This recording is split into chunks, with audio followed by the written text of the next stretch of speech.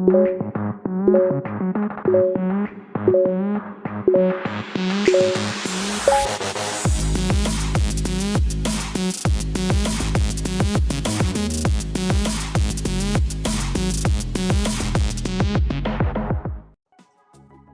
boy, I'm behind. Oh God, I'm trying to do everything. They're hitting the bid.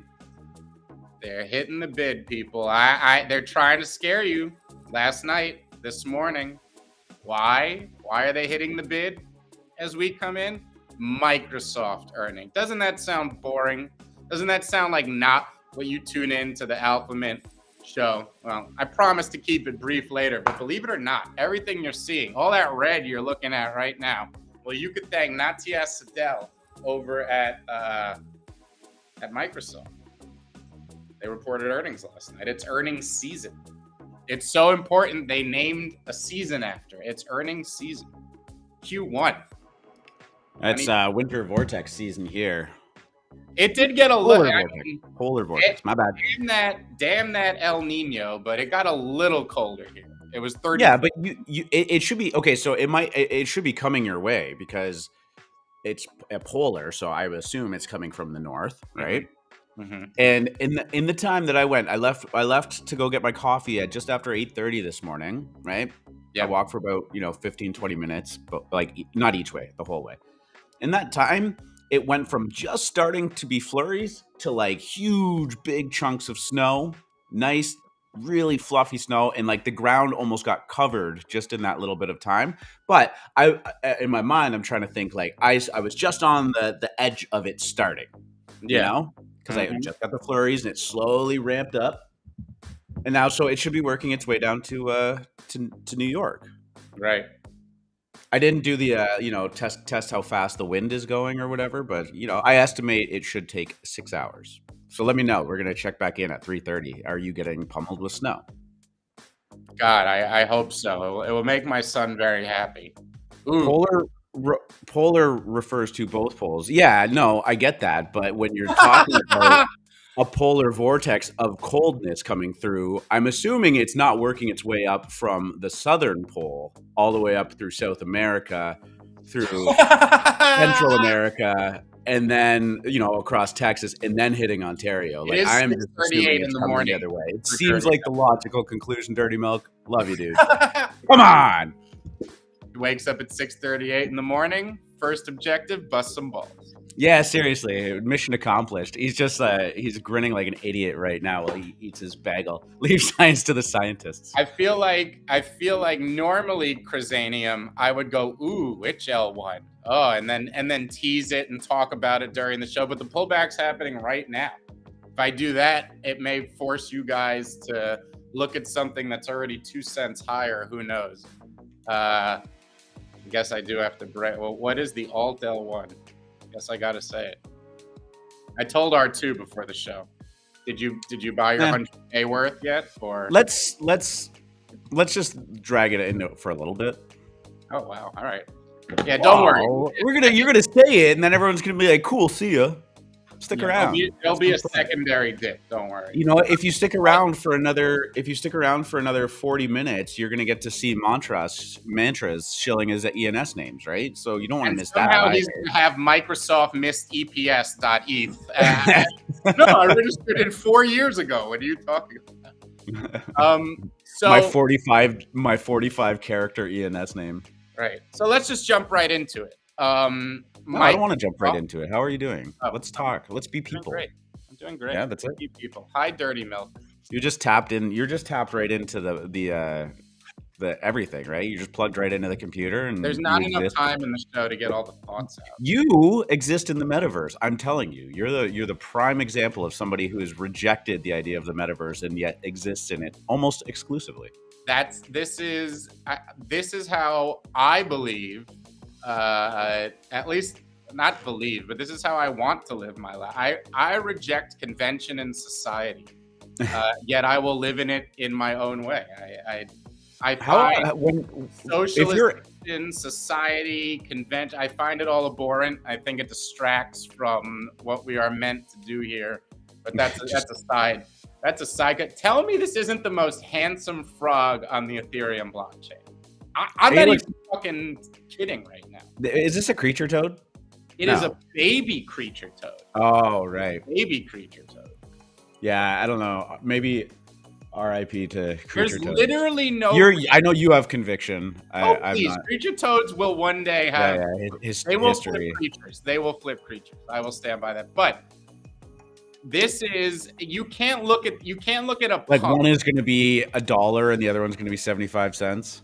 Yeah, you can't look at a punk with a top hat and say it's worth more. Look at this toad with the rainbow background and the clouds and the hood. Woo! You drive a hard bargain, my friend. I mean, hit up Seed Phrase. He likes making these big trades. I cannot tell you specifically what you are here for, Analyze, but I do believe that the most efficient use of one's time is to try to figure out reality for what it is. Now, that may sound simple, but understand that you have been conditioned by family, friends, loved ones, and society to think a certain way. And I'm talking the conditioning is so deep that even as you have this thought and conversation, you cannot conceive of how deeply you've been conditioned. All the stuff you've been, it's all nonsense. It's all lies. Now, once you find truth, maybe something deep down within you will inspire you to do something great, world-class, legendary, something that has you talked about for centuries. Maybe not, but the best chance of getting there is finding truth. And I mean truth with a capital T. Everyone has their own truth and their own perspective. I'm not talking about that. The universe exists and there are certain truths with a capital T that I think one would find very beneficial to understand. That is what, I don't know, what you're here for is different for every single human being, but how to understand that, I think, is discovering truth with a capital T. I only went into that because Analyze asked for it. I feel like that was like a Chat GPT answer when you ask, like, what is the meaning of life? I really a lot about how much of our lives has been influenced by artificial intelligence for years. I keep thinking, if us peons, us moronic monkeys smacking on a keyboard, if we have access to the level of AI that Chat GPT now, what is Palantir using? What is the CIA using? What artificial intelligence? Oh, we're gonna get into the artificial intelligence. I opened up that can of worms. Artificial intelligence has been running our lives for a long time. The cat's out of the bag on how to properly utilize and build AI and utilize these data sets to output seemingly new ideas or pieces of art and all that stuff. Yes, very exciting, all very good. Everyone, Chat GPT just passed a medical exam. I'm pretty sure one just passed the bar as well.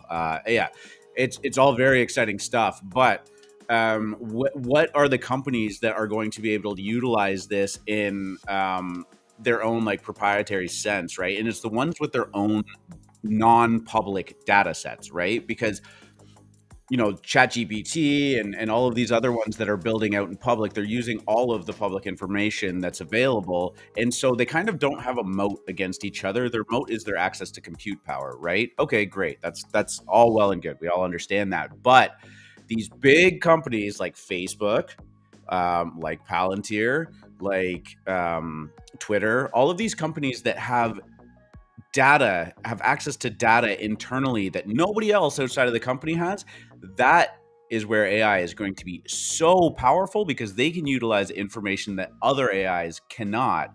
And so internally, it's going to be very interesting to see what they're able to use.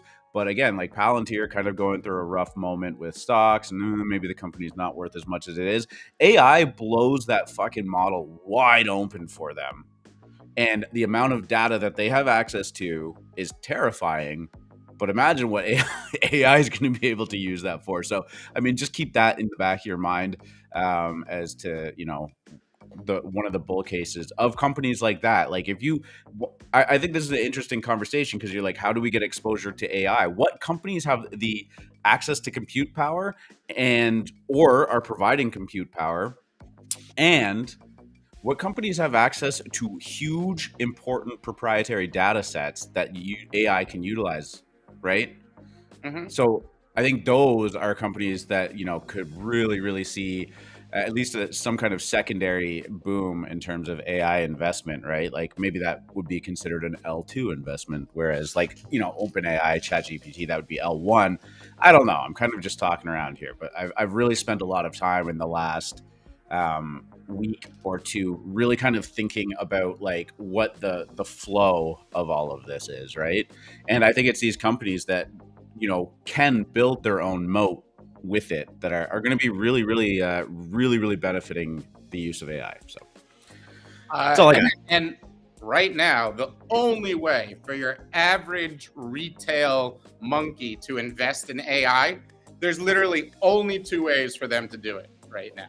You invest in some ridiculously large conglomerate like Microsoft, in which AI would move the revenue needle so little you wouldn't see any potential gains on that for a long time, and you wouldn't even see what you understand as gains here in Yeah. crypto. Or you go out and buy the swath of crypto coins that all have AI in their documentation. Now, there are larger cap, more quote unquote sound investments, things like Ocean, things like Agix, things like FET that already have 100, $200 million market caps. Those are great bets.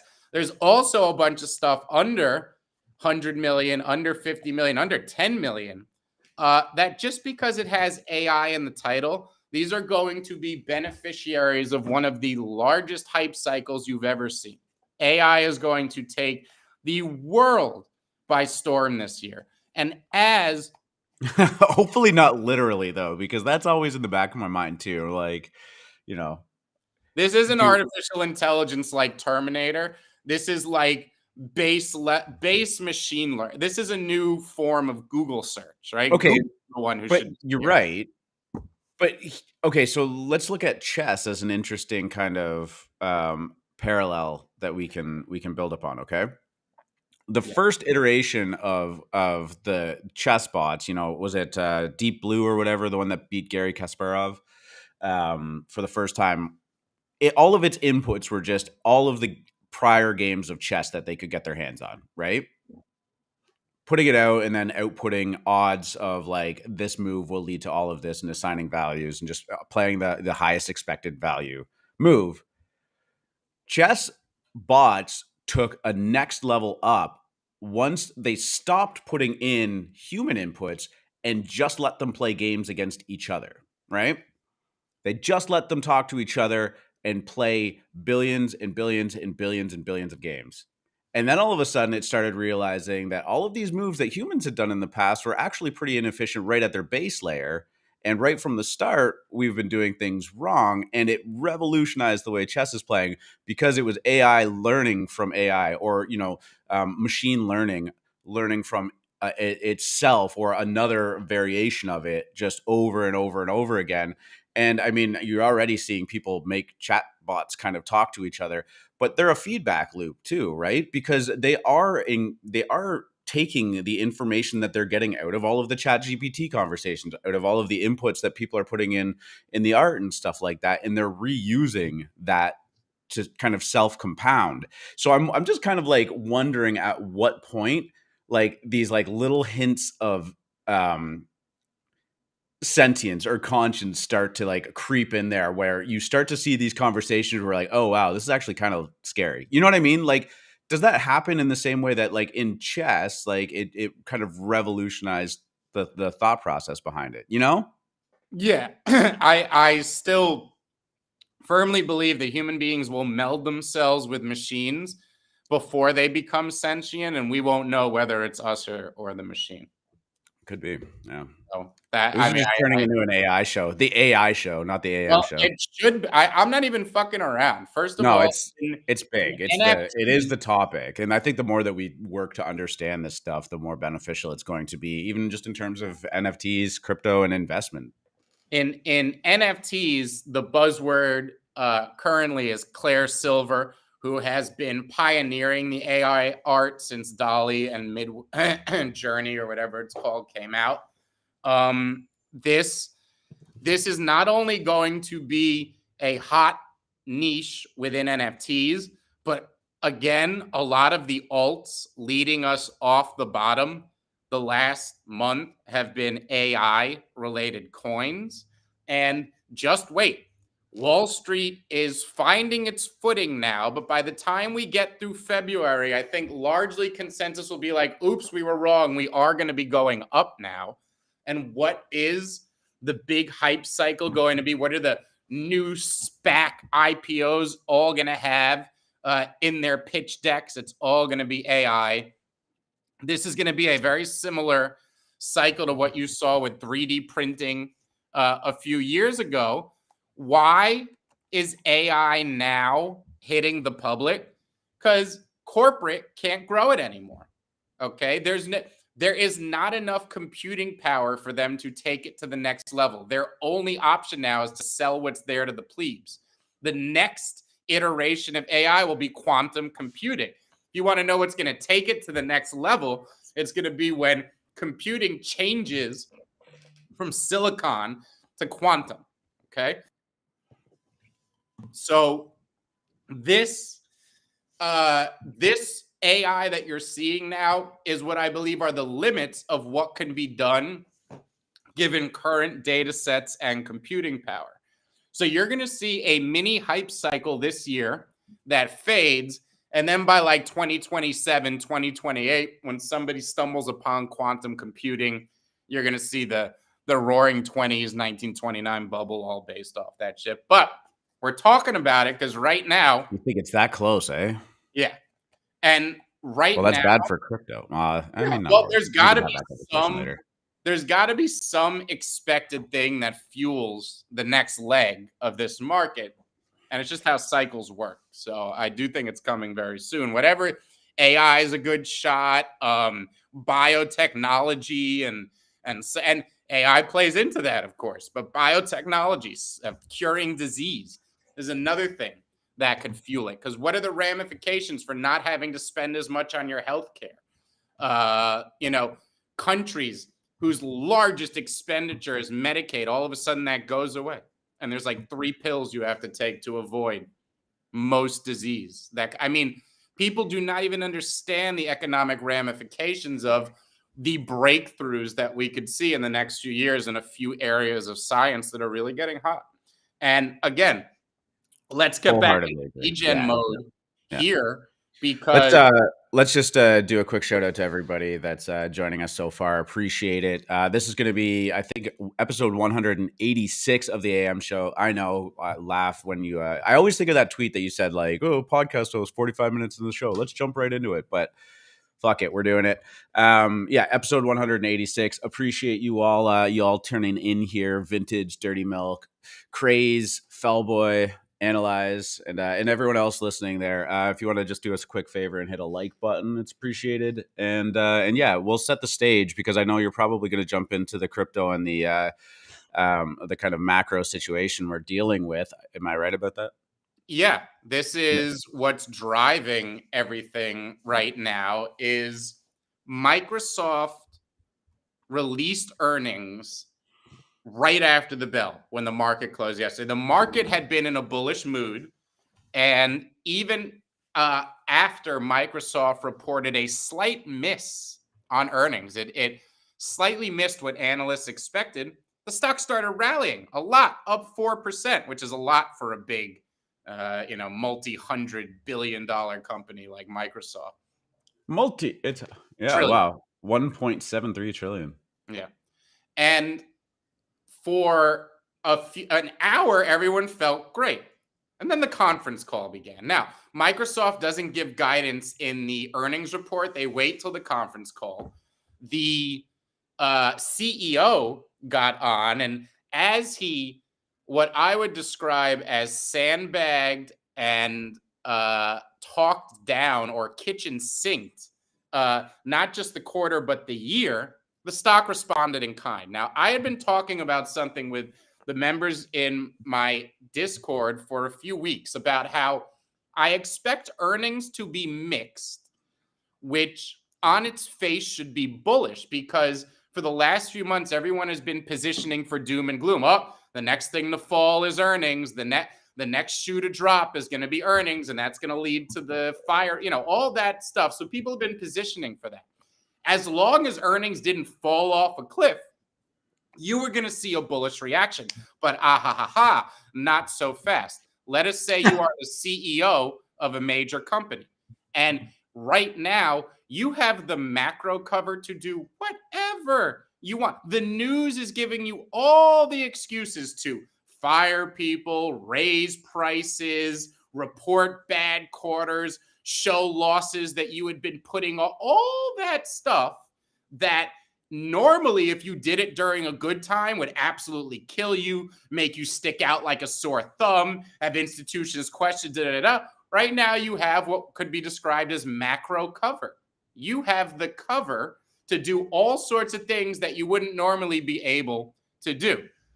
If we are about to enter a soft landing scenario, which I do believe is about to happen, and again, I'm going to temper that by saying that this year it will look like both sides are right at some point. Hard landing, soft landing. There's going to be very big extremes this year. But let's say we know for the next 4 to 5 months, it's going to at least look like a soft landing scenario. Well, this is CEOs' last chance to get out bad news before they need to look like they're producing again. So, as we know, the famous saying on Wall Street of UPOD, under promise, over deliver, that's taken to extremes at moments like this. When you have what happened in the stock market last year, it gives great cover for you to kitchen sink the motherfucker, throw everything out with the kitchen sink. And as a mixed earnings bag would have on its face been bullish this year, I warn clients that yes, it is going to be tempered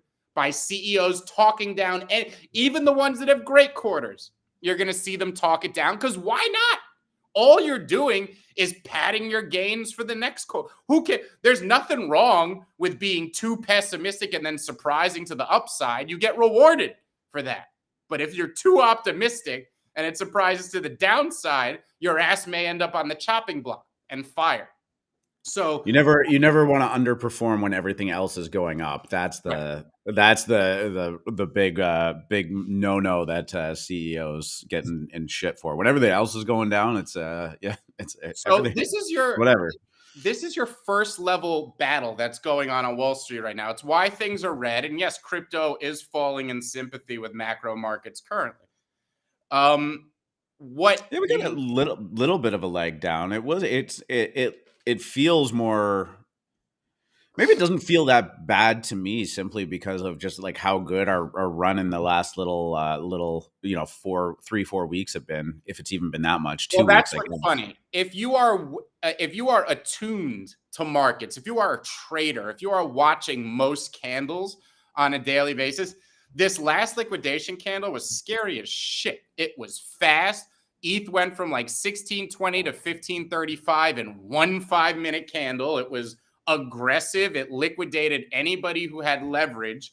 And this is what pullbacks this whole way up have been defined by. If you're just someone that like checks the prices every day or two, you're like, what the fuck? We're up like 50%. Like, what are you even talking about? Markets are up. ETH has pulled back a little bit. And let's now fit that into the larger scenario here. You have Wall Street battling back and forth about, earnings aren't that bad, but listen to the CEOs, and that's what's causing the down market today and the volatility and all that. I think it's a distraction. I think if we zoom out, this is still all about inflation, interest rates, wages, and housing. And no matter what happens with earnings right now, remember, the people who actually move the price of stocks, we're talking about banks, hedge funds, etc., they pick up the phone and call these companies all the time.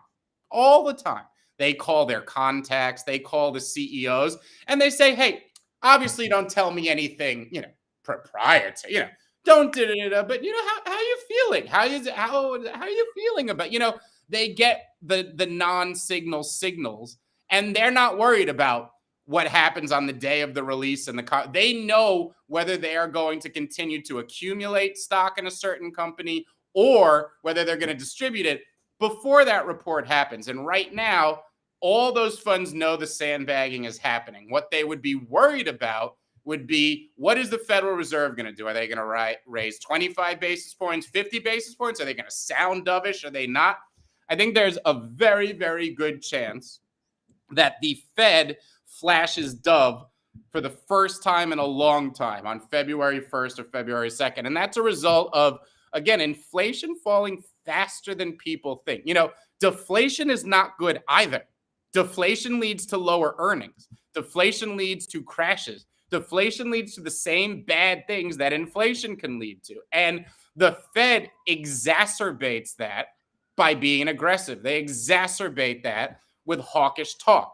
We're not saying they're going to pause. We're not saying it's going to be a surprise no raise, but you could get the first hints of dovish debate at this upcoming meeting. That's going to be more important than the short-term earnings reports of these companies, as long as it stays mixed. I mean, if earnings came in much, much better than people expected, or much, much worse than people expected, of course, you're talking about sigma outside moves, all that type of stuff. If the status quo remains what it's going to be, I still think what happens on February 1st and 2nd with the Federal Reserve is more important. It's what's going to key markets up for the next move. I actually do think markets are gearing up towards a local top in the first week of February. It could, my time models say February 6th, but you could always give or take a few days there. You're going to be looking at other signals, RSIs leveling off, price hitting targets, all that type of stuff. But there could be a very nice blow-off rally in between to really get everyone into the soft landing, oh, we're bullish now scenario. Then you smack down the late bulls. We get a pullback for 2 or 3 weeks. And then I really think March, April, May of this year are going to be bullish in a way that catches people off guard. This echo bubble is going to echo, and it's going to happen loud. And I think weakness is to be bought. Until then, just don't fuck around with leverage at resistance. I mean, here's the thing that I feel, because it's January 25th, and we've been doing this show consistently for a while. Well, consistency is a funny word, but it's funny because you look at the number go up on the show, or at 186. I'm like, wow, I can't believe we've already done 186 episodes, or wow, I can't believe it's already the end of January. I can't believe how time is just inching forward, and it just feels like it was just yesterday we were in that crazy bull run of NFTs last January and whatnot. Like, it really doesn't feel that long, but it is time passing, right? And slowly but surely time's passing. And if you look at the charts, I mean, if we go to ETH's all-time high, that was November 8th. I think November 8th, 2021, right? Like, we are now 15 months of price go down, essentially, right? And we look at the past history of the crypto cycles and stuff like that. It really is like about 24, 26, 28 months before, like, we're slowly but surely getting there. We've been in this kind of downwards trajectory, although there's been a lot of highs and lows in the meantime. But I mean, even just this crabbing sideways, we've been doing it within this range between $1,000 and $2,000 ETH for, the better part of 7-8 months now. Right. Yep. And that, to me, the longer that goes on, the more bullish that I'm going to get that, the next leg up is nigh, like it's coming soon. Because I think we can all agree that, bears can be right over the short term. Bears can be right eventually. If you're a perma bear, you're going to be right eventually. And then, of course, things go down. You're going to say, hey, I told you so. And you get to yell it out from the rooftops for a while. But, the bulls are the ones that are always right over the long term. Correct? Right? I mean, if you're bullish over a long period of time, yes, that is. I mean, if you can think in terms of decades, yes. Yeah, I'm really trying to just peel this back to, like, the time is progressing, whether it feels like nothing is going on or not, and the more that goes on, the more likely you are to just see the price go up. Yeah, absolutely. I mean, as long as people keep having children, numbers going to keep going up. Huge pivot again. But yeah. So anyways, I guess on that note, currently ETH sitting at 1555, Bitcoin sitting at 22,600. Incorrect. Bitcoin. ETH is 1535. Has taken a little bit of a dip here. Oh Actually, yeah. back up to four. Wow. Normally CoinGecko is pretty good at updating in real time. Well, in the middle of that little speech I just gave, we just gave back $20. Again, So though, I am guys. I say this a lot, but as long as you're not using leverage, I really think I'm talking about what I'm doing. This is a message to FMC. As FMC, as long as you're not using leverage, I think all weakness is to be bought. I think again, the echo bubble will reverberate loud. I really think Bitcoin could get as high as 42, 45K before the summer, and alts will respond accordingly. Many alts are going to 5 to 10x well, from here. let's talk about that. Looking at the top 100 crypto coins over the last 7 days, sure, Bitcoin holding up 6.1%, fantastic. ETH only down 2.1%. Yeah, that's a normal day in the crypto world. Boom. Aptos, holy shit, Woo! absolutely crushing it over the past 7 days. 23 in the midst of all of this red, up 23% in the last 24 hours and more than doubled in the last 7 days. And Aptos, $3 to L1 just killing the competition right now. $3 to $17 in a couple weeks. There that when you Yeah, see wow. ETH and Bitcoin pull back on those liquidation candles like you did last night, and I'll say ETH took it in the knees a lot harder than Bitcoin.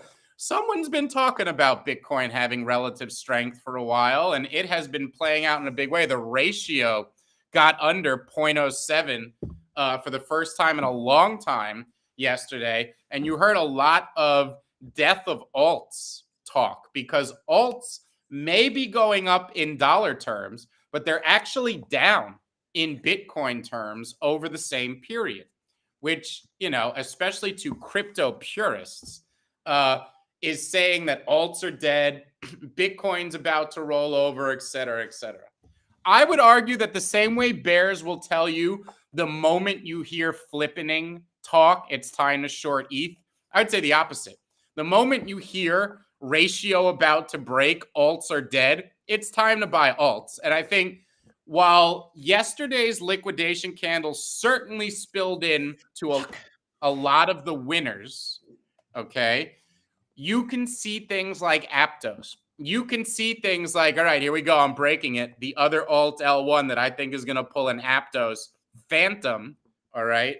Phantom L1, $billion L1 there. When you see great relative strength in alts like that, remember, these are higher beta. These are higher risk.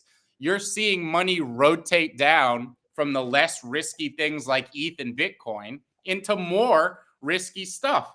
While volatility can't be predicted in the immediate term, that's telling you that people feel comfortable being risk on, looking out at least a few weeks, maybe a few months now, and just tells old FMC all weakness here is to be bought. And it's the same in the stock market. I think this sell-off this morning is fugazi. And I think if we get a good earnings report from Tesla or Alphabet or Apple, and they, if they're, it's again, there may be a cap on how high we can go because CEOs are going to talk us down until we get to the FOMC when we'll get some real volatility. But I also think there's a put on the market because earnings aren't going to be that bad. And there are going to be a few companies that actually shine. And those good earning reports are going to be like, people are going to be like, wait a minute, it's going to be one of those years where both sides are going to look very right at certain points. And because everybody is keyed up for volatility, your moves are going to be more extreme. You're going to see when the soft landing scenario becomes quote unquote obvious, you're going to see people get way too bullish. And when it looks like they were wrong and later in the year we start getting hard landing data, people are going to get way too bearish. But I think in the end, the year is not going to be as crazy in either direction as either side believes. I just got 2 notifications on my phone that popped up there. One from a 2-year flipper on Twitter calling us the Dan Patrick and Keith Olbermann of I guess crypto or NFTs or whatever. So huge shout out, thank you, I appreciate that. I'm assuming you're watching right now, but 2-year flipper, been an AM show OG for a minute now. So shout out to you. And then Canada has just announced that they are raising interest rates 25 bips again. So we continue to go up, although it looks like they might be slowing down a little bit on their rate increases. I mean, that one is smaller than the other ones they have done in the past. You know, I'm sorry, I will let you finish that thought, but Canada has been getting absolutely fleeced from like other like economic leaders and stuff like that for their lack of transparency in their decision making and not like sharing the data that they're using to make these choices and whatnot. Like they've been under a lot of fire lately. And it's not to say that they're not doing anything that nobody else is doing, but it's just that like they're not really seeming to be basing it off the same things. Anyways, go continue. You've been hearing for a long time that the United States is the cleanest shirt in the dirty hamper, and that even though things are bad, it's better than the rest of the world. And oh no, watch out for Europe and watch out for... If you see the surprise data we've been getting out of even Europe, inflation falling off a cliff, but better than that, surprise economic growth. We got PMIs out of Europe yesterday that were surprises to the upside. It actually showed economic growth when everyone was sure it was going to start showing recession. All right, people. Well, yeah, and I mean, it wasn't too long ago that everyone was like, "Man, come the winter, if we get a cold one, Europe is screwed." What? Europe's dead. Like exactly what you're saying. That's what people, the energy situation, the war in Ukraine, blah, blah, blah. Guess what? Seasonably warm in Europe, economic activity flourishing, inflation dying. You may be sitting there wondering what the fuck was even going on in the first place. It's almost like the team transient people were right all along. And it was just transient inflation as a result of COVID and the knock-on effects. And now it's over. And again, it doesn't mean resume up only. It just means that now all that repricing that happened for the inevitable Armageddon now has to reprice the other way. Yeah, I think the implication of what transient was going to imply a much, much shorter term. So, I mean, I guess you could say that, but yeah. FTM, Phantom. That was the Alt L1 I was talking about on the Twitter. There we go. Yeah, sitting right there. 22% on the week still. Yeah. Well, remember when you were talking about that at 22 cents on the show? 22 cents. I mean, we had Ocean at 15 cents. That's 35 cents right now. We had Phantom at 21 cents. That got up to 42 cents even this morning and has pulled back a bit. But, Phantom could get up to $1.60. Ocean could get up to easily get up to $2. These particular coins, we're seeing technical accumulation for a while. I didn't buy them based on any narrative, based on anything that was being said in the news or on Twitter or anything like that. I bought them because often the charts will show you the news before the news gets there. And these were just screaming were being accumulated. And everyone's guessing game right going now. Up to $1.60 on Phantom puts it at like a top 20, top 25 market cap, depending on where we're sitting. Like that's totally reasonable. It's not like any of these are like, I don't understand how Tron is still there. I mean, I'm sure somebody will come out and say that I'm actually bullish on Tron. Yeah. It could be. Yeah. I mean, it's hung around for a while, but and he's there's like a lot in the top 25 to 30 that you're just like, meh.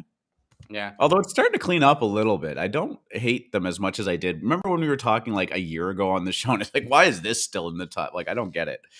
It's starting to clean up a little bit. Well, I wish I could Cantos, remove stables out of this though.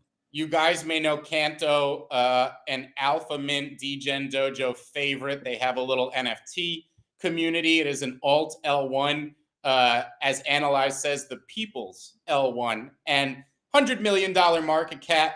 Great upside if it's successful. And it saw itself a good 30% move the other day. So I think, just in the last 24 hours. yeah. So I think, guys, you can look at the market today. You can look at spot. It's a little scary. Those liquidation candles are aggressive. Leverage is dangerous when you're up towards resistance. But man, there are many, many signals telling you that it's probably a good time to accumulate on weakness.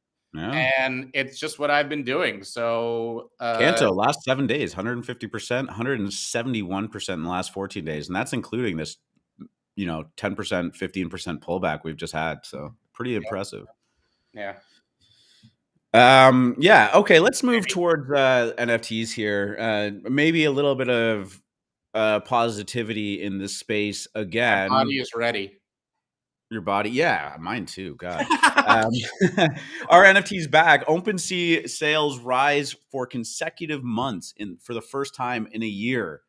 2 months in a row, we've had increased volume. It's only the 25th of January. Lock it in. We have beaten December's sales, so there's still some time to go. Hey, it's bullish, baby. That's good. Let's look at the Dune Analytics chart. We were just mentioning that January 2022 run that we have, this crazy spike up here. Since then, it's been pretty much down only 10 out of the 12 months that we've had in the last year. Sorry, 9 have been down, and then a lot of them were consecutive. We were going down for 7 consecutive months there before we're starting to see a little bit of a reversal. Maybe a volume, the volume bottom is in, at least for the short term.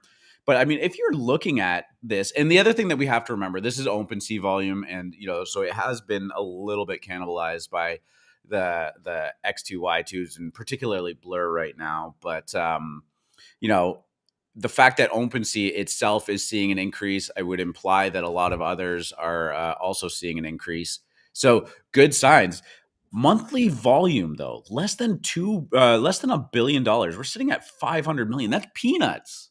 That's absolute peanuts, right? Like a little bit of attention and a little bit of an excitement, and I mean, we are going to go parabolic again. It might not happen for a couple months, but it's pretty hard to say that it's not going to happen at some point. So I remain patiently bullish on NFTs coming back and having their moment. And it's all about finding, again, I had this conversation ad nauseum, which projects you want to position yourself in for that run, or which new projects you're going to be looking at. Now's the time to start looking at projects that might be having a lot of excitement that are coming out too, because there are some cooks there. They're not quite as dramatic or as pronounced as they were during the height of the free mint meta, or even just the height of the bull run of 2021, early 2022.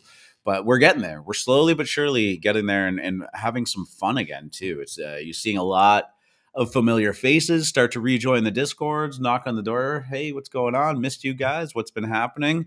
You can interpret that two ways. One, we haven't reached max pain yet, or two, we're starting to climb out of the woods. So I don't know. Where are you sitting on that?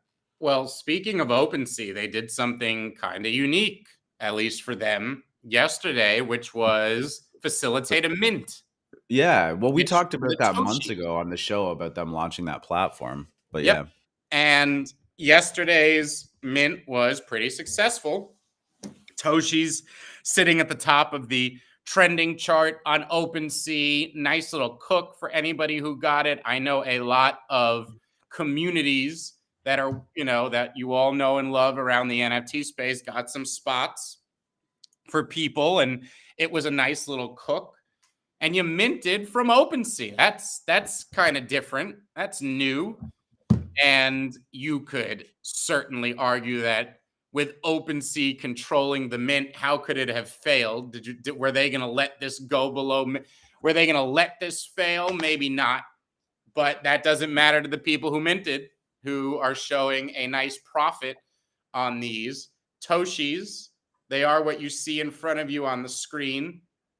Cool, unique, I don't know, but I commend I this seems like a very natural move for OpenSea, right? Right now, you It have does absolutely nothing for me. That's not meant to be an insult, but I don't know. yeah, I mean the art's the art. But Yeah, when you think about yeah. OpenSea and okay, take the other marketplaces right now that are using unsustainable tactics to steal volume from OpenSea, and let's just pretend OpenSea remains as dominant as possible. There's two things not going on OpenSea. That would be minting and It's not working apparently. Like I didn't even refresh the page, and it's just like get off. So the two things not happening are minting and conversation. These have been attack vectors for other companies for a while, with many people trying to incorporate a social aspect, others trying to incorporate a trading aspect, others trying to incorporate a decentralized aspect. But if you think about it, all the minting happens away from OpenSea, independent sites, all that type of stuff. And all the conversation happens on Twitter or Discord. These are two areas I would expect OpenSea, the industry leader and the ones flush with VC cash, to be exploring the idea of why should anybody ever have to leave OpenSea to do anything related to NFTs. So there's a very interesting move in that respect. Great cook for the people who got it, but I think this is a more interesting implication for marketplaces in general. Like, why does minting take place away from the marketplace? Yeah, I'm also a little bit surprised that with Toshi's having their exclusive partnership with OpenSea, you can still buy them on X2Y2 as well. Or is that just using, or is that Genie? I don't know. No, there's no listings on LooksRare. Oh, sorry. I'm just I'm talking like an idiot. I'm looking at it on Blur right now. Well, there's no listings on Blur, so obviously they're doing something there. Right. This is another area that you would expect OpenSea to leverage, the idea that they should sign exclusive artists who create contracts which can't be sold on other marketplaces. Yeah. This, this is just a natural extension for a large business, is to get popular people to use their product and encourage their fan base to come use it too.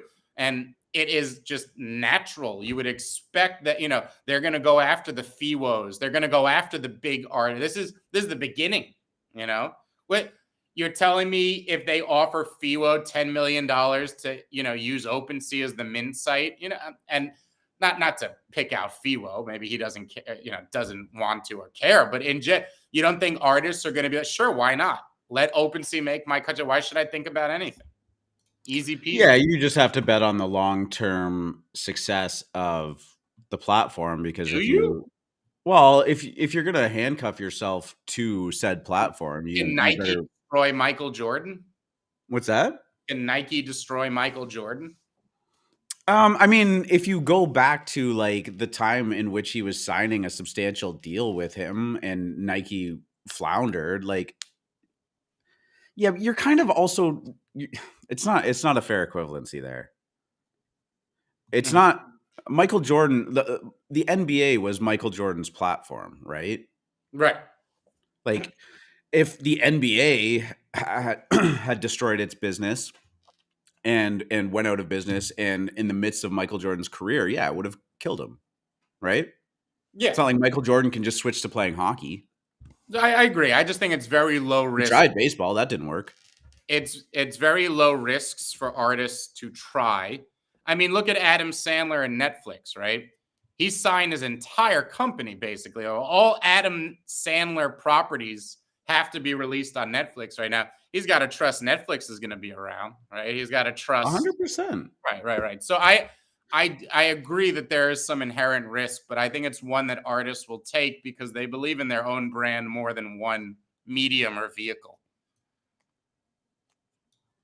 Yeah, I mean, it's like all those people who built businesses on Amazon, right? Mm-hmm. you rely on that platform to operate in good faith, and the success of it.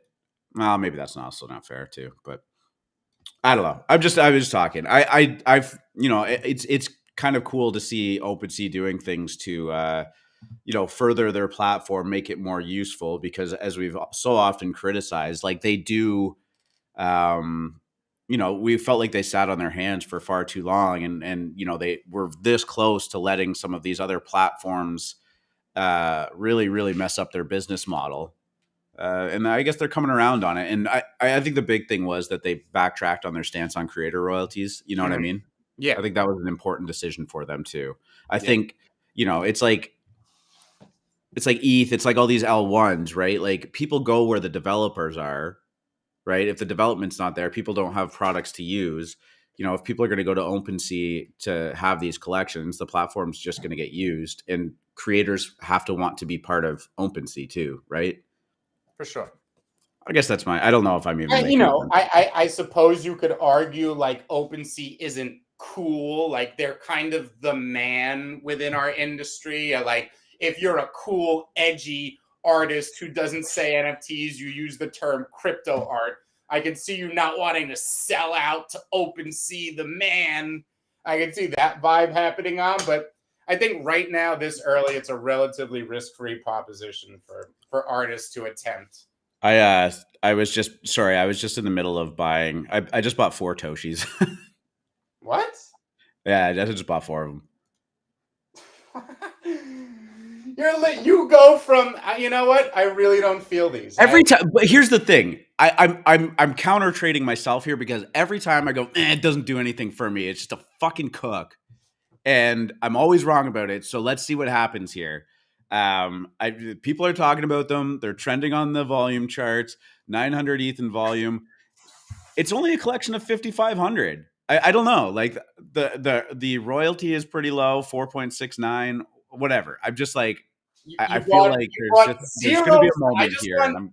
For the record, and we're going to keep track. You bought 0 Phantom today, and you bought 1 ETH worth of Toshis. I want everyone to note that. Why do you have to turn that around on me? I'm just kidding. I love you. Yeah, you are. Yeah. No. The Toshis are going to be fine. It's just like one of those things. Okay, the low supply kind of speaks to me here too, right? I don't know. It just we're going to come on the show on Friday and be like, boy, was that stupid. Should have trusted my gut. Yeah. Well, here is here is you do you. Yeah, I'm doing me, man. Here is an example of NFTs doing well even during this low volume period. Something interesting happening with OpenSea, and there's other stuff going on too, because we have the Toshis, but we also have the Sartoshi. The great. Ooh, I don't have any tabs pulled up for that. What are we at? Great. Well, it's right on the OpenSea trending. Go to the OpenSea trending. Okay. Yeah. The great memer who became practically controversial when he left, as if he rugged the entire industry by leaving a project that he, from the beginning, said. Oh, the end of Sartoshi? End of Sartoshi. There you go. He is now back. He is memeing in good form, world-class form, as usual, but now there is a new Satoshi product. And hey, he left at the right time last year. Okay, that was a pirouette out of the industry at the top. Is it a equally good sign that he is now back and doing a similar pirouette at the bottom? But either way, I am a huge Sartoshi fan. I am a huge MFers bull. These are slow-moving, long-term investments that you cannot time. Just as I was very bullish on MFers at 0.1, but I didn't know when or why they were going to run to 7 ETH. Same thing here. very bullish on the whole Satoshi. I think he is a personality. I think he's a grail. I think he is part of history. That makes his collections part of history. That will play out eventually. This is not a call for you to go buy MFers today because in 2 weeks they could be the same price or 30% lower. Who the hell knows? But if you're looking for long-term, what are the NFTs that are going to be important when volume comes back? I think you can put MFers right in there. Yeah, that's one we haven't even mentioned in a long time. I don't know. Do you think the end of Satoshi can kind of fit in with that, or is it not feel like it has the same I think je ne sais quoi? I think all of his smaller collections will rally in sympathy and just have a certain ratio. Like we know that he has blessed a few collections that are basically considered companions at this point, whether it's the Crazies, which were an airdrop, whether it was the 3D MFers, which saw quite a cook for a moment there. I think you don't buy any of them instead of an MFer if you can afford them, but they will go up in sympathy.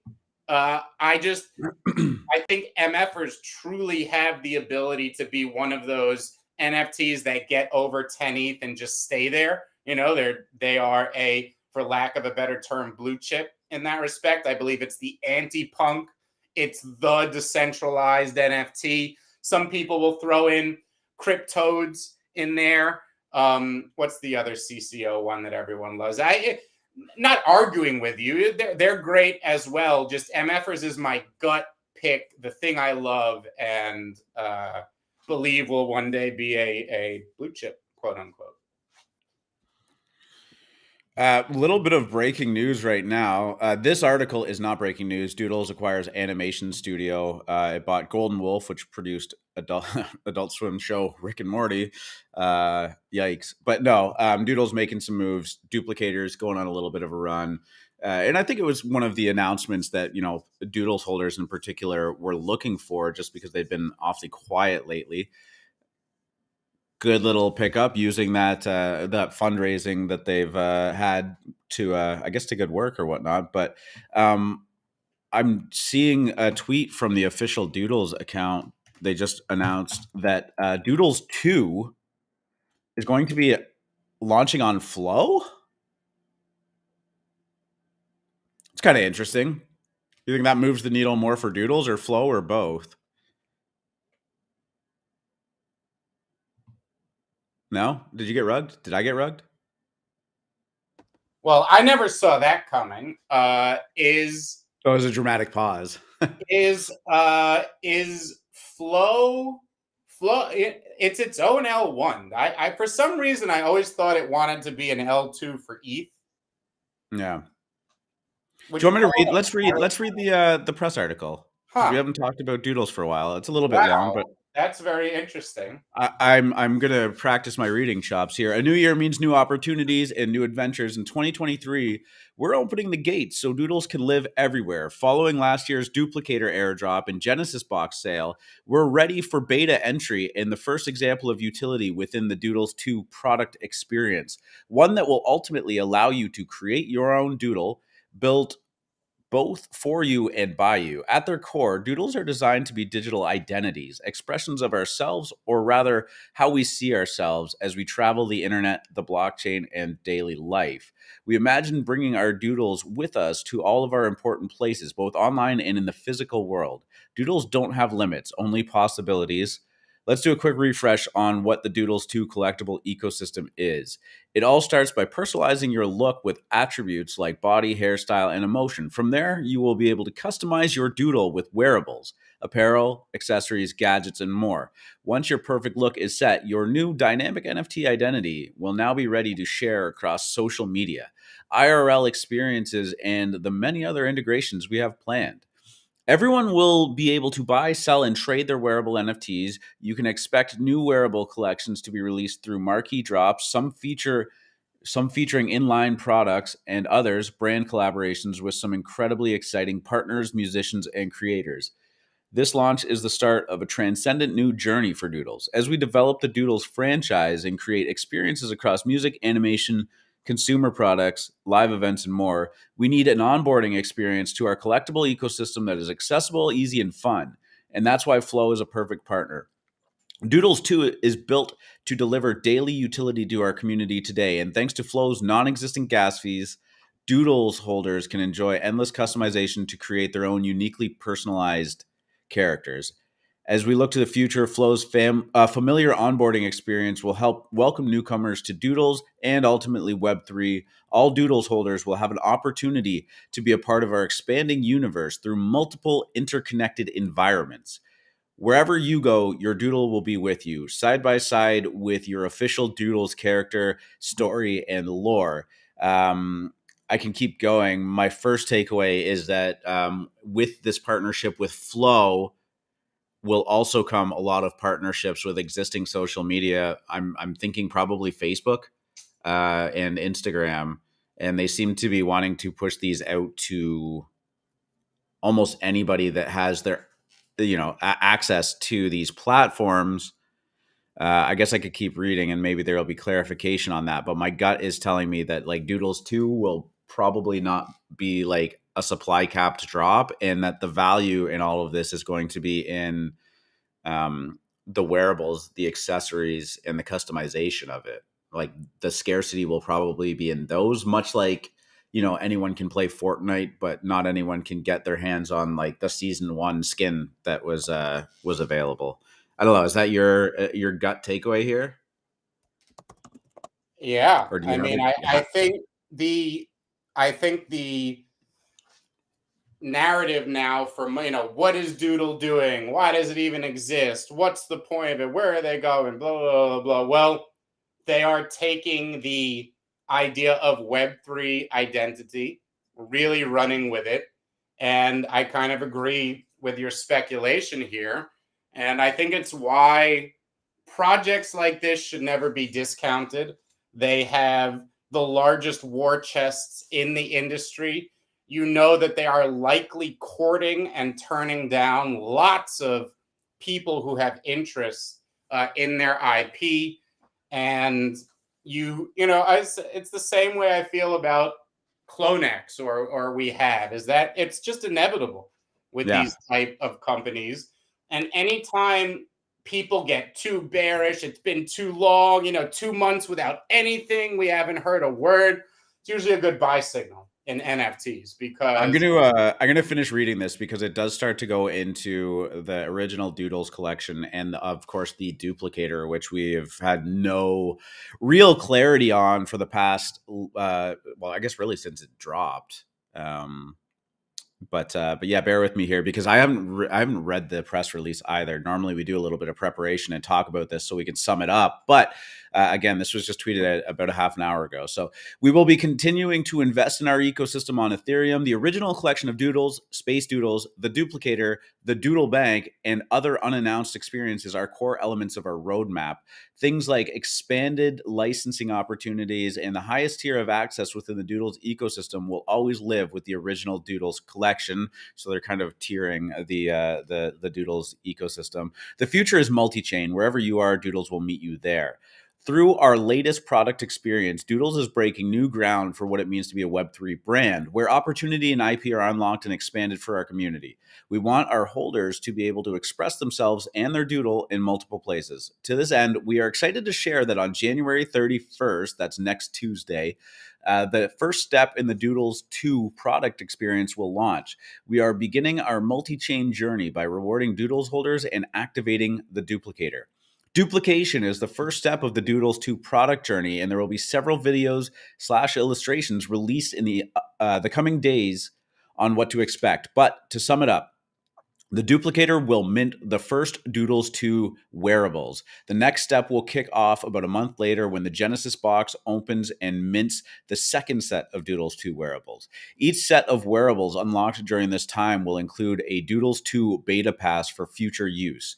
At this stage, collectors will have everything they need for early access to private beta, the first iteration of our Create Your Own Doodle tool. Access to private beta and this new tool will only be unlocked via the beta pass.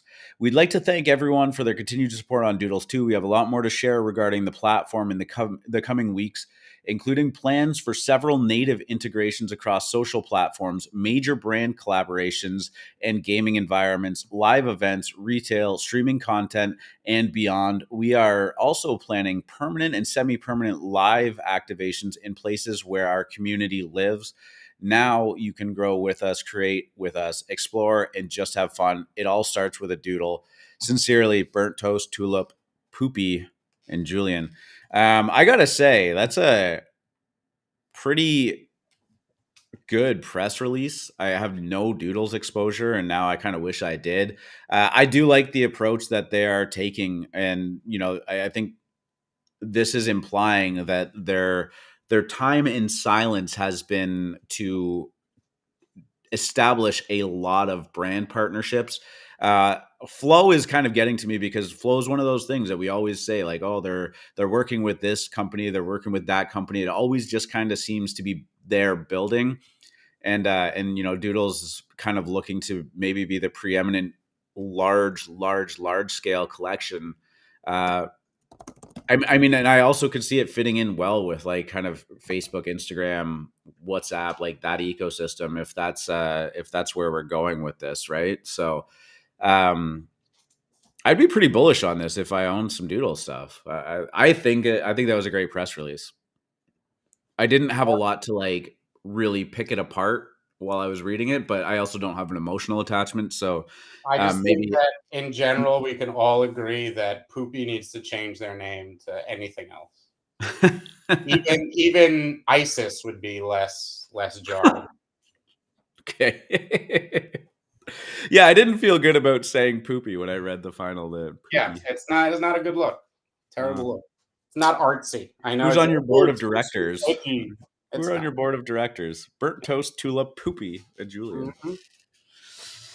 No, honestly, I think there's some good takeaways from that. I guess I would love to hear what Doodles community is saying.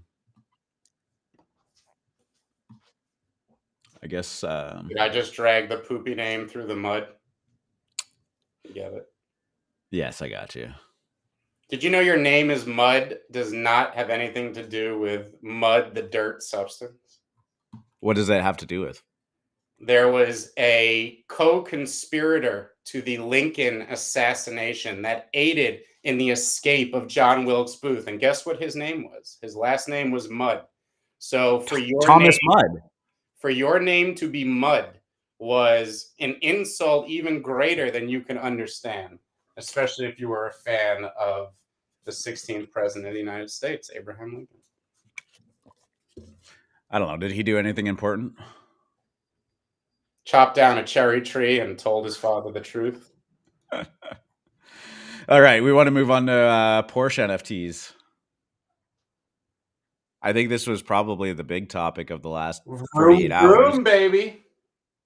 Yeah, well, hey, look, NFT degens are going to be degens. I haven't checked on the price in a while, but it might surprise you to know that Porsche NFTs are ripping. Well, let's just check on it so we can provide some deeper context here. The sound it makes when it moons. Well, it's definitely pulled back. It's got the old R2 refresh fun, but they are sitting at 1.36 ETH. They were up to 1.7 just a mere hour or two ago. But Porsche, yeah, I mean, we talked about the mint price, the supply being a little bit aggressive, maybe not being quite in touch with Web3 culture, the current state of the market, et cetera, et cetera. I think you and I are in agreement that like the NFT community love to have something to rally around to bitch about. And the mint price of 0.911 did not sit well with people. And boy, did they just get beaten down on Twitter relentlessly. Their mint was happening while we were live on the show. It did not do overly well. They were at maybe 1,800 of them when they finally, I guess, caved and mentioned, our holders have spoken. We're going to cut our supply and stop the mint to move forward with creating the best experience for an exclusive community. More info in the next hours. Apparently, that did not mean that they were stopping the mint right there, because the mint started ripping. And then they said, to provide further clarity, mint is still open and we will close tomorrow, January 25th. So that's this morning, 6 a.m. Eastern. For our holders, we can't wait to define the future with you. They capped the mint this morning, and just under 2,400 of them have been minted, so less than a third of their planned supply. And then, lo and behold, volume picked up and they started taking off. I mean, this is a much more bullish supply. I think we can all agree with that. But my question is, who is buying these for above 0.911 when everybody was bitching that was way too expensive? They capped the mint, and all of a sudden it's like, well, now 1.5 ETH? Sure, I'm in. I don't fucking get this. I get it that you can be bullish on the supply chop and whatnot. It still is Porsche. But NFT degen's gonna degen. I'm a big fan of the fact that this is a free, fair market. If you don't like what Porsche is offering at 0.911, you just don't have to mint it. You don't have to buy it. It's all good. But boy, were people spending a lot of their energy just being outraged. Yeah, the Occupy Wall Street vibe that permeates NFTs anytime some outside company comes into our industry today. First of all, the majority of rugs are by the people sitting to your left and the people sitting to your right. It's not by Porsche. It's not by Budweiser. Not by Pepsi. All right. So your anger is directed towards the wrong people. Secondly, this idea that, they're trying to take advantage of Web3. At worst, this is just ignorance. This is just not understanding how or what to do here. One of my favorite threads from yesterday was, they couldn't even buy Porsche.eth. They don't care about us. It was the least they could have done. Of course, the person championing this owns Porsche.eth, but that's besides the point. Is that true? I'm sure. But, yeah, seriously. Now just trying to bully poor Porsche into buying the ENS name. It's probably Montrose is going to swoop in with a different Porsche NFTs for life.eth. I love seeing this price because I love the cope and the seething that goes on after people, we beat Porsche. They tried to come in and scam Web3 and we showed them. You fucking more. This is a legendary, long-running, any company that can last 100 years. I have great admiration, but do you understand how hard it is to last that long as a company? Porsche is magnificent. They make some of the best cars in the world, and they're learning Web3. Whatever. I'm glad they're here. It's so ridiculous to be cynical about these type of things, and they should have done it better, or they should have done it right. I agree. Hire me.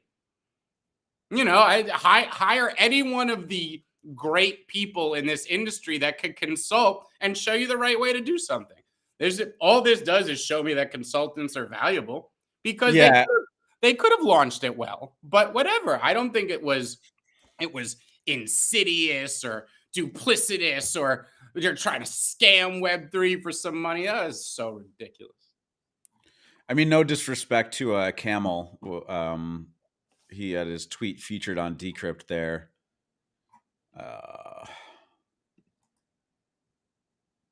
I couldn't find it on his actual page. But he said, after there we go. After the Porsche tweeted out that our holders have spoken, he said, this is a pristine example of large brand trying to extract liquidity from the community without onboarding itself into Web3. Porsche had a 0.911 mint in a bear market for 7,500 pieces. Of course it failed. Next to no marketing, trying to raise on prestige alone. I mean, yeah, kind of. Yeah. But here's the thing. Prestige. Yeah, I don't see a lot of Porsche advertisements on TV. Maybe I'm watching the wrong channel there, but they still sell cars. I guess my criticism is this first, do we really think that the board members of Porsche are sitting around this table in this super, swanky boardroom going, Yes. how do we get $10 million from these NFT degens? You know, like, do you think that that's the conversation that they're having surrounding this? Like, Porsche's objective in this mint was not how do we extract maximum liquidity from these poor suckers Who are never going to buy our cars in the first place. This to me is just an example of, I mean, this just feels like engagement farming. It's Totally let's just take a super hot, subject and just take a polarizing view on it. I mean, come on, we're not at that point. Like, $10 million is nothing to Porsche. They don't care. Their brand value is worth something though, and it's established by the fact that they cut the mint and it's now above mint price. People did want these. They just wanted to bitch about them first. There are so many people that feel oppressed, that think that the rich people and the man are out to get them. So many of them are attracted into this quote unquote Web3 community in which they see it as a way to elevate out of whatever situation they're in through the people's chain of Ethereum. But you are being manipulated by the Pied Pipers of the engagement industry. This is so dumb. This is as cheap a product as Porsche has ever sold. I mean, come on. Yeah, seriously. The goddamn hats that they sell, really. Like, here's I try to draw some equivalencies, and I know it's not the same thing at all because we're talking about an NFT and not an actual car. But could you imagine walking into a Porsche dealership and, oh, sir, can I help you? I'm like, yeah, I'm looking at this 911 here, beautiful car, but how fucking dare you charge $130,000 for this? They're gonna say the Kia dealership's beside us. Go over there. They don't care. It's a waste of energy, honestly. Honestly, it's a waste of energy even just complaining about the complainers. Show's over. I'm done. Done. Mic drop. My point to that is, if you don't like the price, just don't fucking buy it. It's cool, man. Porsche don't care, and they're not out to get you. This isn't a grand scheme of, scotch and cigars in this dark room that's soundproof. The real takeaway is exactly what we said after the Trump NFTs. Okay, this is a common occurrence here. Forget about opinions and beliefs. Nobody's ever made money off opinions and beliefs. This is what you need to do. The next time this happens, and we said this right after the Trump thing, and look, Porsche was right around the corner. Now, the next time some entity from the real world decides to come into NFTs and they have a huge built-in, you could argue one reason these are mooning is because your average Porsche guy is not plugged into Web3 or ETH.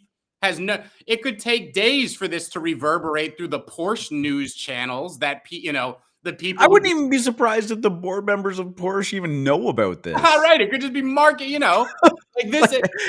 Oh, that NFT thing's still happening? All right, how'd it go? Oh, it didn't sell out? Whatever. These are great opportunities for cooks. When you buy emotion, buy things people are emotional about, especially when you see something like a big traditional brand like Trump or Porsche come in, there's a good chance you're going to get a cook on these. And then the moment they were like cut supply, well, I feel like that should have been the signal to all NFT traders, right? Well, Porsche automobile holding stock is down 1.7% today. So maybe it is bearish. Oh, they couldn't even sell it an NFT project. Sell. To be fair, the market is down 1.7%. They're not. There was zero part of me that was being serious about that. No, I know.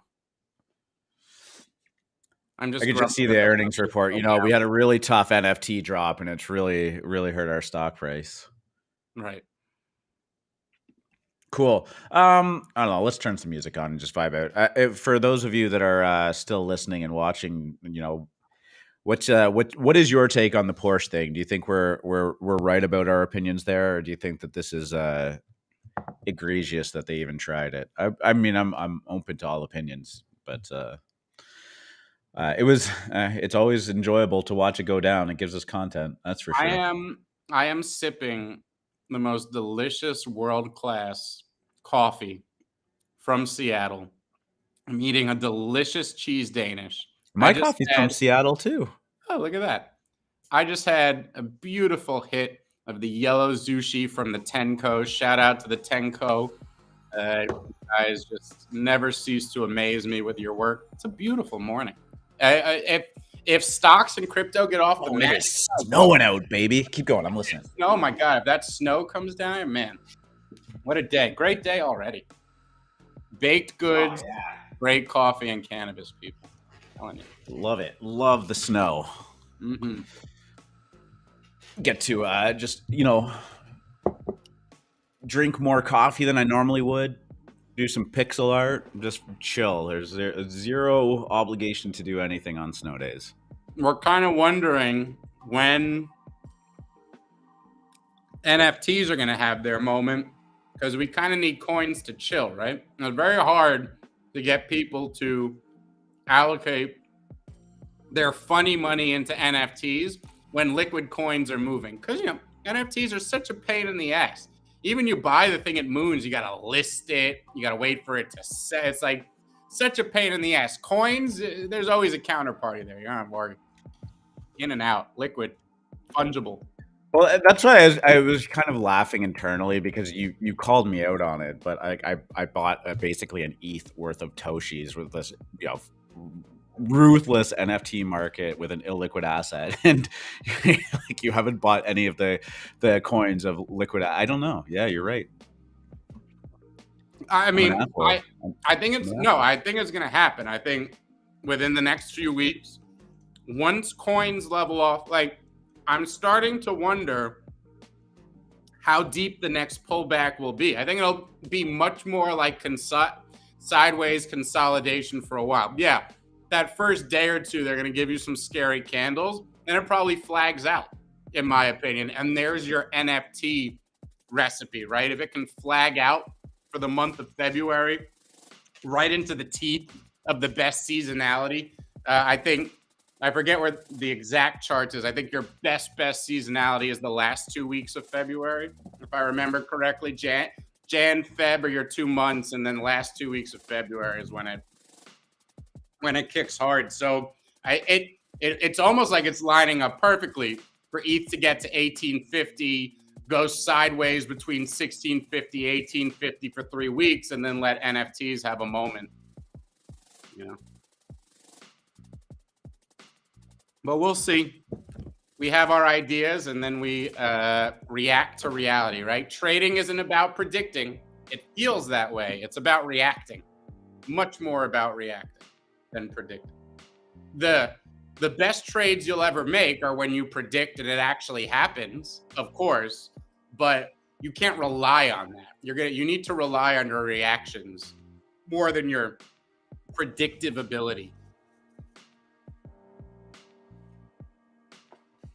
Sorry, I was just scrolling. No problem. I agree. No, oh God. All right, I'll start shit trading coins or coin trading coins. Good. I need to free some liquidity up. Buying Toshi was not the way to do that. I do think there are some great bags that you can pack. Again, disclaimer, no leverage, because guys, you're going to see those liquidity blowouts like you just saw last night, but great coins. And this is coming from somebody who is a leverage I'm a leverage trader, but you no, you got to recognize the time and the place, right? You said it on the last show. The market is trying to force out leverage. Yeah, and you play leverage at the edges of the range, okay? So if you were going to take leverage yesterday, believe it or not, you take the leverage short, because you'll know very quickly if you're wrong and can get out fast. But you're at the top of the range. You have much more odds of a quick collapse than a quick pop up out of the range. Conversely, once you get down to the lower part of the range, that's when you can fuck around with leverage again. But if you're in the middle or towards the top, they're going to come again. Even if the general trend is up and the higher time frames don't get broken by the candles and all that type of good stuff, easy, anything more than 5x leverage, they'll take out in one candle. 10 to 25x, you got to be careful. And last night was a great example. But once you learn how to leverage trade, it's just expert mode. It's like here's the thing. If you're leverage trading, you're not trying to catch 100% moves, because if you just sit around long enough, you're going to get the liquidation candle like you saw yesterday. But when you're 10x leverage, the 10% move is 100%. Well, you're just trying to stick those quick 10% moves and then get out. You want to leave on some spot because you're bullish on the coin long term, sure. But when you lever up, you're looking for those quick 10 to 20% moves, and then you ratchet it down and wait, and you get the reaction, and you can try again. You're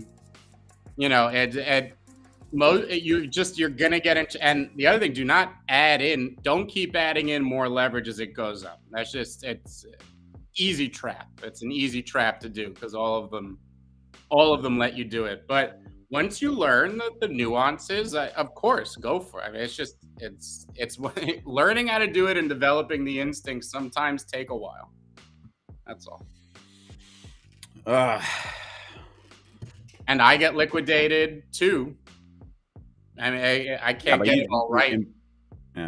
I can't get it all right.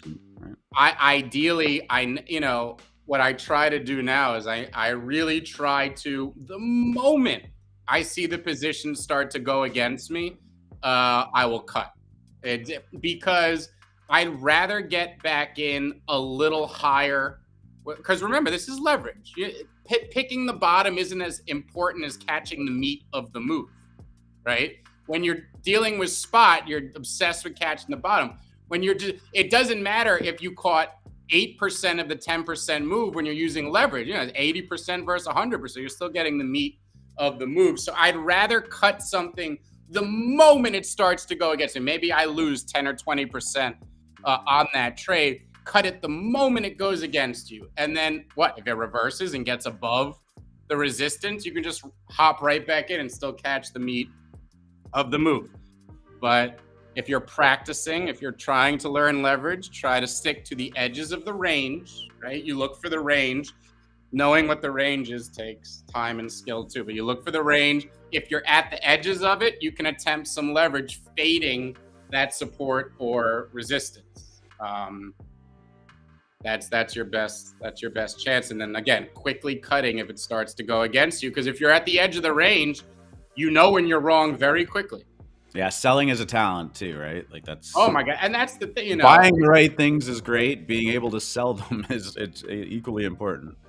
You just can't be obsessed with trying to get all of the move. It's almost impossible to get all of them. If you know from the beginning you're not going to get all of it, you don't feel as bad when you sell, because capturing all of the move will make you less money over time than compounding, right? If I have 10x leverage on, and I put $500 down, and it goes up 10%, it goes up to 1,000, right? If I leave that leverage on, it goes up another 30%. What do I make? 2,500.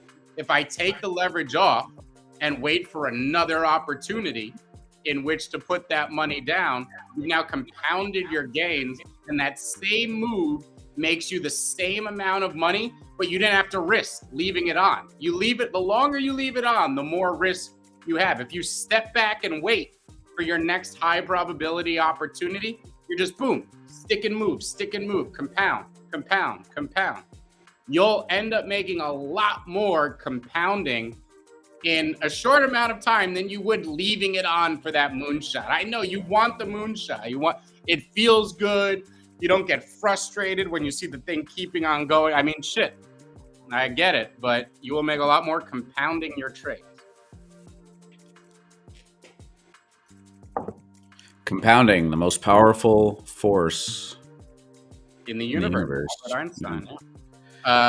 Hey, Mantras is here. Hey, Mantra. Nice quote, too.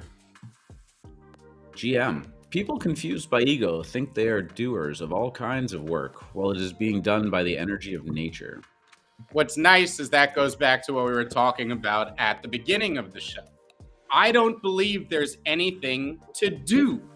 Like everyone wants a prescription. Everyone wants a way. Everyone wants a system. Like, what do I have to do to get from A to B? There is nothing to do. Once you have imbibed truth, real truth, capital T truth, once you have imbibed it, nature will naturally compel you to do the right. There's nothing to do. You will just find you are naturally drawn or driven to what you are supposed to do. Until then, you're just going to be confused and constantly disappointed and running around and all that type of stuff. Imbibe truth. And once it washes over you and you've truly, viscerally, in the bottom of your gut understood it, you will naturally change. You don't have to force it. That's why diets fail. That's why everything fails eventually, because you're forcing yourself to do anything you have to force yourself to do is eventually going to fail. I don't care how disciplined, how much willpower, whether you listen to Goggins or any of those other, motivational support people. If you have to force yourself to do it, it's not pure, and it's eventually going to fail. Yeah, I mean, if we want to talk about diets. I mean, dieting sucks. Dieting's not fun. Like you still exist, and you still want to enjoy your life. Food is good. I fucking love food. I love having drinks. Right. But it's how do you balance that side of it with productive activities that can enhance your health and offset the kind of the excess that you're intaking, right? And none of this shit is a secret. These are all words and concepts and phrases you've heard from a million gurus and self-help experts around the world. Everyone thinks there's like a secret manuscript they're gonna find in a cave that once they realize the truth is right there in front of your face. It is your inability to imbibe it that is the issue.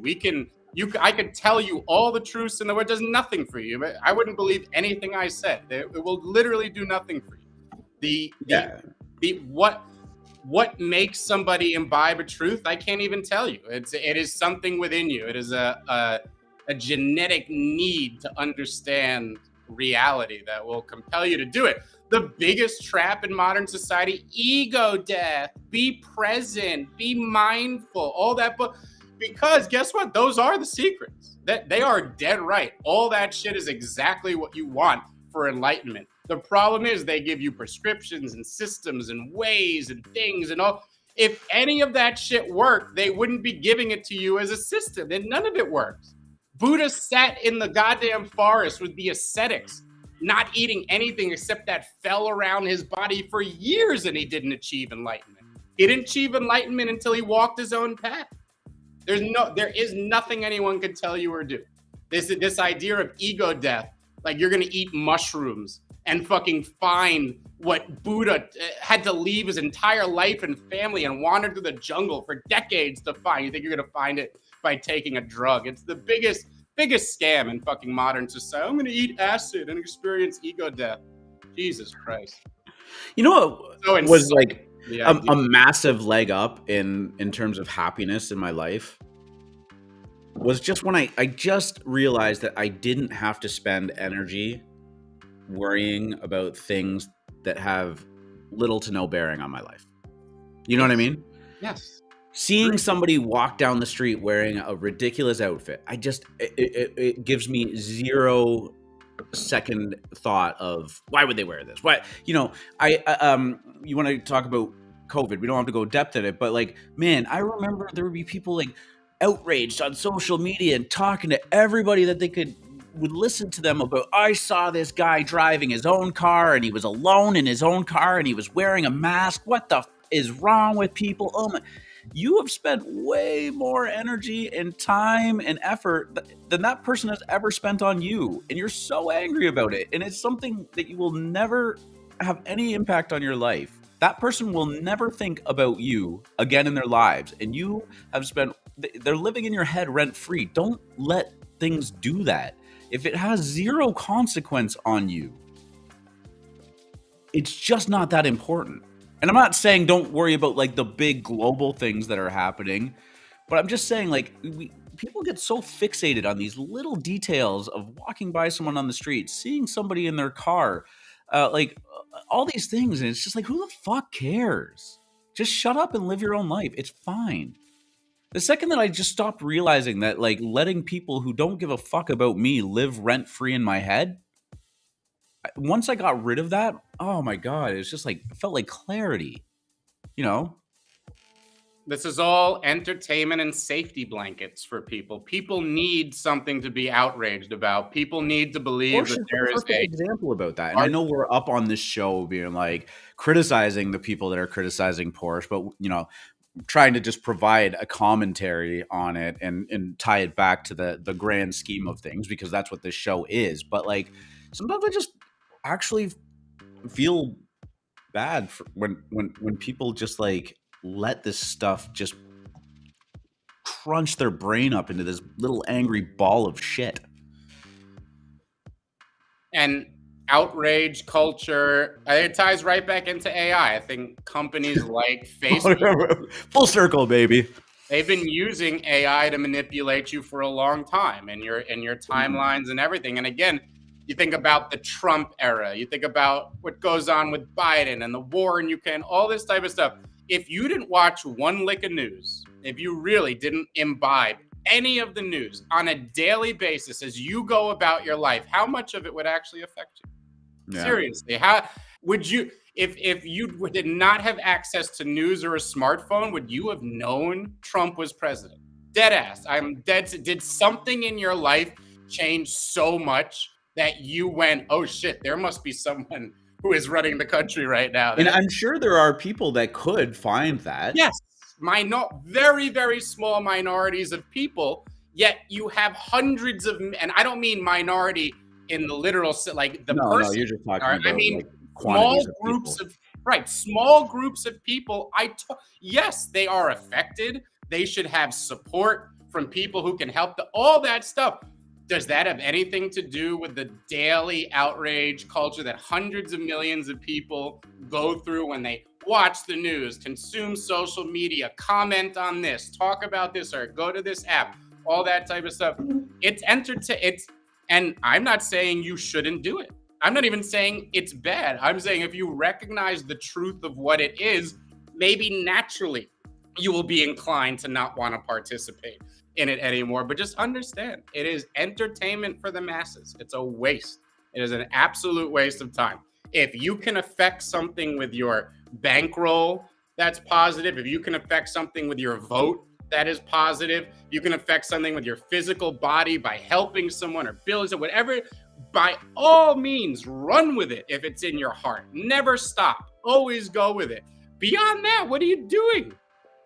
Wasting time on things. That's it. You know, maybe that truth compels you to stop. Maybe you want to do it more. There's no judgments. There's no right way to live. There's no right anything. But I think if you understand the truth that it is just entertainment, maybe there are better things that you would find to entertain yourself.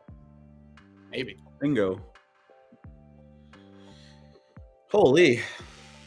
11:15. Feeling good. Yeah, that was a product. I love having those conversations because it just reframes things, reminds you. I don't know. Boy, I think everyone got too bearish, but we'll see. We don't count our chickens. The chickens remain uncounted until they've hatched into beautiful little dollar baby chickens.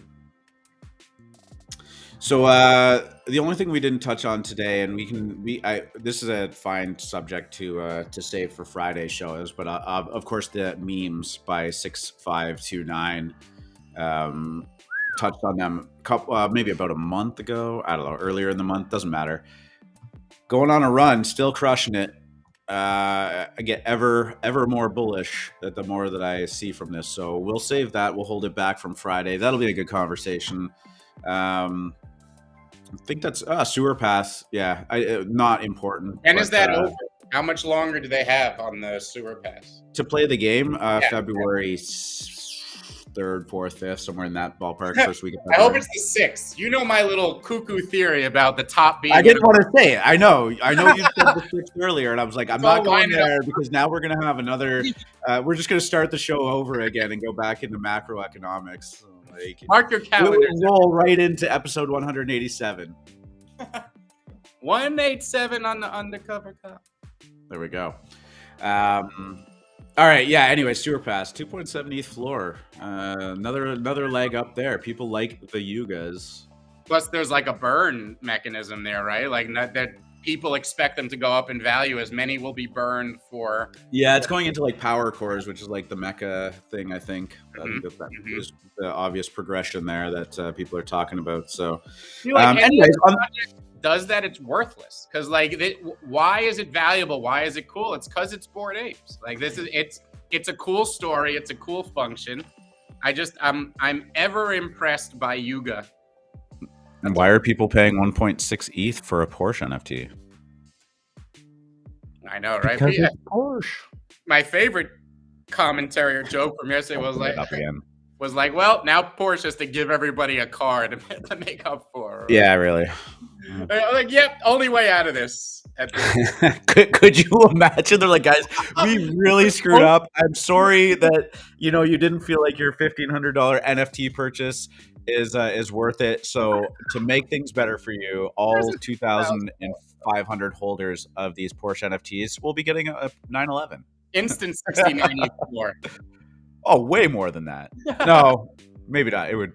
I guess it would go up to the value. It'd track the value of the car, I'm sure. Yeah, there we go. No, but what you do is you say one person's gonna get like a GT edition 1 of 1. Ooh, there's rarities in there. There's rarities. Now we pumpy. A fuel painted car. Yeah. Ooh. They should, just because it's a Just round. hire us. This is perfect. It's going to cost you a little bit of money to give everybody these cars, but man, it's going to be awesome. We want to thank everybody for buying our Porsche NFTs, and we're going to kick it over to Oprah for the next announcement. Oprah? You get a car. You get a... Yeah. I see where you're going with that. Jack the royalties up to 10%. People will pay it. That's fine. You needed to pretend to be... You had to do the Oprah voice and then go, I'm not good. You get a car. You get a car. Everyone gets a car. Hot for that one. We'll see. Maybe that was like more Jerry Seinfeld or something. You will buy the Porsche. I'm done. We're out. We're out. You have a good Swiss accent there, though. Exactly. Even though I'm Swiss French, Suisse Ramon, parlez-vous français un peu? That's more in my genes. Je parle pas français. Oui, I took German for 1 year in elementary school, so. Really? I die, baby. All right. On that note, episode 186 in the books. Friday, we'll be back for episode 187.